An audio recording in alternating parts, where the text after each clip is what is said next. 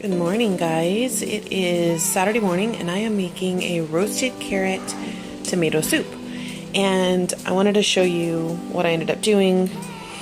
The tomatoes that I got, my hubby picked up for me, some of them have bad spots on them, so I went ahead and chopped up all the bad spots and I put little X's on the back, on the bottom rather. And I have a pot of water coming to a boil because I'm going to pop them in there so I can peel the skins. And then I have some carrots here, and I'm just going to, they've already been washed, I'm going to peel them, and then they're going to go into the oven because it's a roasted carrot soup. So this recipe is from Well Plated, but then I veganized it on my blog, and I'll link that below, the exact recipe that I used. So I'm just going to go ahead and get these guys peeled and into the oven. I'm going to get these guys into the hot water to peel the skins off, and I'm gonna go ahead and get everything going. Alright, this is probably less than what the recipe calls for, but I just use like half a bag of my 2-pound bag, so it's about a pound. I think the recipe calls for 1.5 pounds. I don't know, it's not a big deal. I also took my tomatoes out of the hot boiling water and put them into an ice bath. I'm about to take off the peel. You should see that. That's what you want. You want that to just come right off. Just easily come right off, because you don't want that in your food. It doesn't break down. You ever see dishes with tomatoes like this in them? Like spaghetti dishes or whatever? It's because the tomato didn't break down, and it's usually a fresh tomato. You want to peel them. Anyway, I'm going to get the peeling, and I've got my oven preheated. I'm going to get my carrots, onions, garlic, and seasonings on the carrots. I'm gonna get that in the oven. Okay, so I forgot to record, but I took the tomatoes, the whole tomatoes, the fresh tomatoes.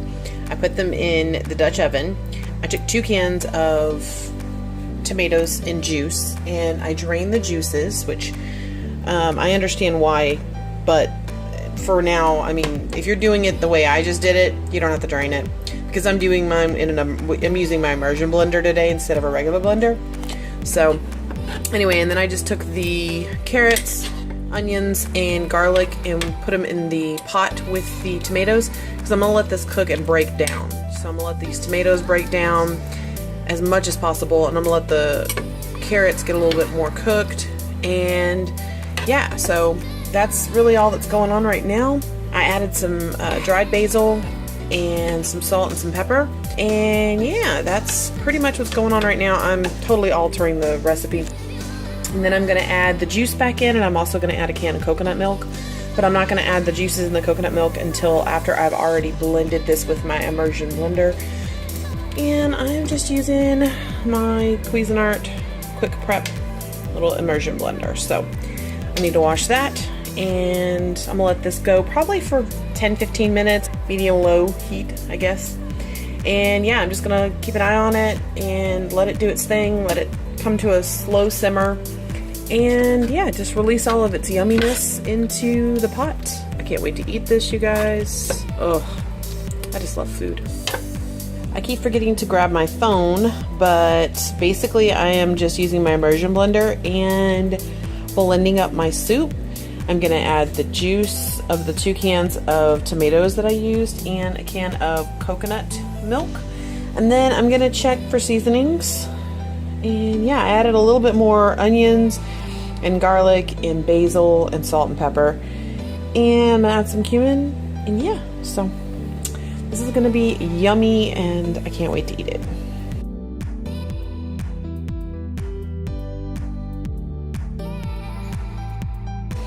If you don't have an immersion blender, you can do this in a regular blender. I'm just going to continue on doing this, and then I'll show you what the final product looks like. I added the tomato juice back in.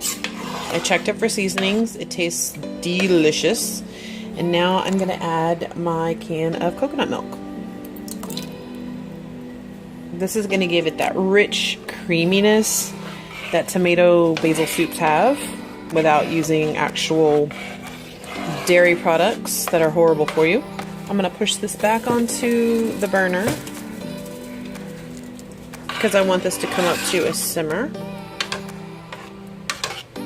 Oh, yummy. Look how luxurious that looks. So I'm going to let this do its thing and come up to a simmer, and then I'm going to turn it and keep it on low so we can have it for whenever my husband gets up. So I hope you guys enjoyed that, and the recipe will be linked below. And yeah, have a great day.